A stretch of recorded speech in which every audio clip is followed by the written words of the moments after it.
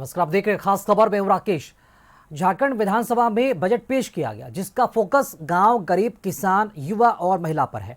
किस विभाग के लिए कितने रुपए का प्रावधान किया गया है और आमदनी खर्च का ब्यौरा क्या है वो हम बताएंगे। साथ ही देखेंगे केंद्रीय गृह मंत्री अमित शाह के सीमांचल दौरे को लेकर कैसे जारी है सियासत और बिहार सरकार के वित्तीय प्रबंधन को लेकर विपक्ष क्यों उठा रहा है सवाल। अगले आधे घंटे बने रहे हमारे साथ और पहले खबर झारखंड के बजट की। विधानसभा में सरकार ने 1,58,560 करोड़ रुपए का बजट पेश किया, जिसे अबुआ दिशोम बजट नाम दिया गया। वित्त मंत्री राधाकृष्ण किशोर ने बजट को राज्य के सर्वांगीण विकास, सामाजिक कल्याण और आर्थिक कायाकल्प का एक महत्वपूर्ण रोड मैप बताया। सरकार ने पारदर्शिता और जवाबदेही सुनिश्चित करने के लिए मुख्य बजट के साथ आउटकम बजट, जेंडर बजट और चाइल्ड बजट भी सदन पटल पर रखा।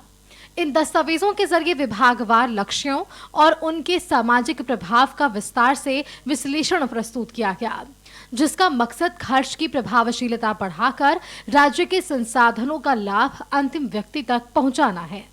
सोशल सेक्टर में अधिक फोकस है। मुख्यमंत्री श्री हेमंत सोरेन जी का ये बजट, उनके दिशा निर्देशन में ये जो 26-27 का बजट बना है, ये झारखंड के उन चेहरों पर जिन्होंने आज तक खुशियां नहीं देखी है, उनके चेहरे पर मुस्कान लाने वाला ये बजट होगा। बजट में महिला एवं बाल कल्याण विभाग के लिए 22,000 करोड़ रुपए का आवंटन किया गया है। वहीं प्राथमिक और माध्यमिक शिक्षा के लिए 16,251 करोड़ रुपए आवंटित किए गए।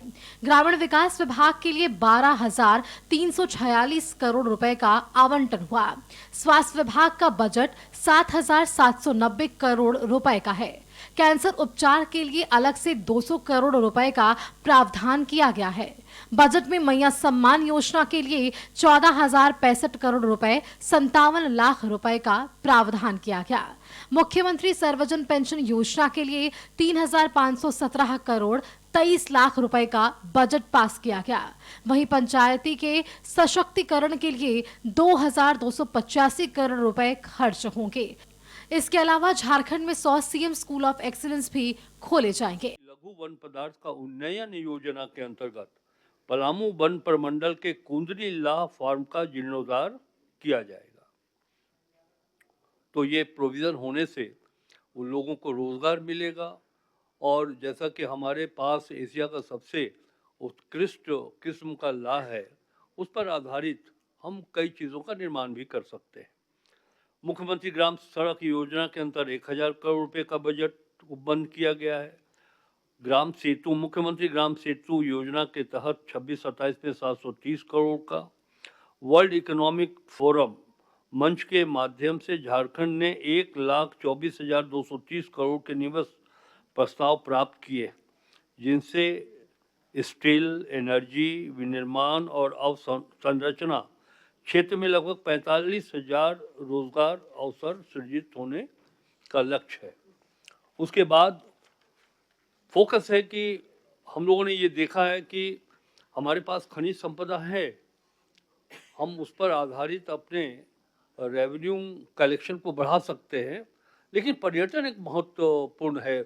आप देश के कई ऐसे राज्य हैं जो पर्यटन के माध्यम से अपने राजस्व संग्रहण को काफी आगे बढ़ा पाते हैं। हमारे यहाँ तो इसकी प्रबल संभावना है। बजट पेश करने के दौरान वित्त मंत्री ने कहा कि केंद्र सरकार के फैसलों की वजह से राज्य पर अतिरिक्त बोझ पड़ रहा है। जीएसटी के नए नियमों की वजह से हर साल 4,000 करोड़, जबकि मनरेगा की जगह वीबी ग्राम जी योजना लागू करने पर 5,000 करोड़ से ज्यादा का वित्तीय भार पड़ने वाला है। वित्त मंत्री ने केंद्र से इसकी भरपाई करने की भी मांग की है। जानता हूँ कि आप सब काफी विद्वान पत्रकारगण हैं, आप जानना चाहेंगे कि आप रिसोर्सेज कैसे डेवलप करिएगा। राज्य का जो अपना ओन टैक्स रेवेन्यू है, वो हम लोगों का अनुमानित लक्ष्य है 40,000 करोड़ रुपए का, तथा नॉन ओन टैक्स, गैर कर राजस्व, हम लोगों ने अनुमान किया है कि 20,700 करोड़ रुपया हमको उससे प्राप्त होगा। और केंद्रीय तथा केंद्रीय करों में राज्य की हिस्सेदारी केंद्रीय सहायता से मान है। तो ये हमने आपको बताया कि किस तरह हमारा रेवेन्यू रिसोर्सेज को हम डेवलप करेंगे। जो हमारा बजट साइज है 1,58,560 करोड़ रुपए का, तो ये हमने बताया है कि साहब स्टेट सेक्टर से सेंट्रल सेक्टर से किस तरह हमें पैसा उपलब्ध हो पाएगा। 26-27 में राजकोषीय घाटा 13,595.96 करोड़ रुपए होने का अनुमान है, जो कि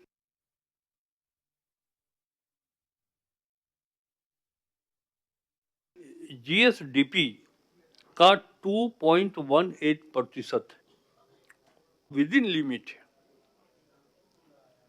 अभी भी ये राज्य को अगर आवश्यकता पड़े तो हम मार्केट बोरोइंग कर सकते हैं, हम बाजार से ऋण ले सकते हैं। बजट को हेमंत सोरेन सरकार का इकोनॉमिक रोड मैप माना जा रहा है, जिसका फोकस राज्य के संपूर्ण विकास, सामाजिक कल्याण और आर्थिक बदलाव की प्रक्रिया को तेज करना है। इसमें स्वास्थ्य, शिक्षा, कृषि, इंफ्रास्ट्रक्चर के साथ युवाओं और महिलाओं पर ध्यान दिया गया है। कोशिश रोजगार के मौके और कौशल बढ़ाने पर भी है। सरकार को राज्य कर से 46,000 करोड़ रुपए प्राप्त होने का अनुमान भी है, जबकि गैर कर राजस्व से 20,700 करोड़ रुपए मिलेंगे। केंद्रीय करों से राज्य को 51,236 करोड़ रुपए मिलेंगे। लोक ऋण से 22,049 करोड़ रुपए प्राप्त किए जाएंगे, जबकि उधार और अग्रिम वसूली से 300 करोड़ रुपए वसूले जा सकते हैं। राजकोषीय घाटा 13,595 करोड़ रुपए से ज्यादा अनुमानित है। राज्य की स्वयं की राजस्व आय 2026-27 में 66,700 करोड़ रुपए होने का अनुमान है। वहीं योजना व्यय और स्थापना व्यय का अनुपात 36-64 तक पहुंच गया है, जिससे विकास कार्यों को ज्यादा प्राथमिकता मिली है। ब्यूरो रिपोर्ट, कशिश न्यूज।